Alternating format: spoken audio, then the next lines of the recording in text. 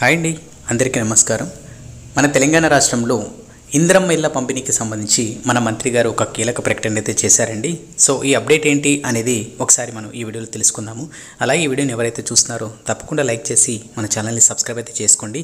మనకు ఇందిరమ్మ పథకం అలాగే డబుల్ బెడ్రూమ్ ఇళ్ల పంపిణీకి సంబంధించి ఎలాంటి ఇన్ఫర్మేషన్ వచ్చినా కూడా తప్పకుండా మీ అందరికీ తెలియజేస్తాను. సో ఇంకా మనం అప్డేట్ అయితే చూద్దాం. అప్డేట్లో చూసుకుంటే రాష్ట్ర వ్యాప్తంగా అతి కొద్ది రోజుల్లో 4,50,000 ఇల్లు కట్టబోతున్నామని ప్రకటించారు. రాజశేఖర్ రెడ్డి ముఖ్యమంత్రిగా ఉన్నప్పుడు పేదలకు అసైన్ భూములు పట్టాలు ఇచ్చామని, గత ప్రభుత్వం తీసుకున్న భూములను పేదలకు పంచుతామని అన్నారు. సో ఇక్కడ మనం చూసుకున్నట్టయితే త్వరలో మనకు ఏదైతే ఇందిరమ్మ ఇళ్ల పథకానికి సంబంధించి స్కీమ్స్ సంబంధించి ఏవైతే ఇల్లులు ఉన్నాయో సో అవి ప్రారంభిస్తామని, అలాగే ఎవరైతే అర్హులు ఉన్నారో వాళ్ళకి ఇవ్వడం అయితే జరుగుతుందని చెప్పేసి తెలియజేస్తున్నారండి.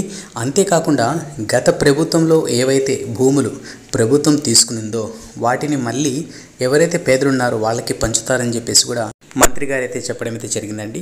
సో ఇదండి మనకు వచ్చిన లేటెస్ట్ అప్డేట్. సో మనకు త్వరలో ఈ ప్రాసెస్ అంటే మనకు ఆగస్టు ఎండింగ్ నుంచి మనకు ఇందిరమ్మ ఇళ్ల పనులు అయితే స్టార్ట్ అవుతాయి. అలాగే ఏదైతే మనకు దశల వారీగా కానీ అలాగే మనకు ఏదైతే ఈ నియోజకవర్గానికి సంబంధించి సో ఏదైతే ఇల్లు హామీ ఇవ్వడం అయితే జరిగిందో కంప్లీట్ చేస్తారని సో ఆ పనులు అయితే స్టార్ట్ అవుతాయండి.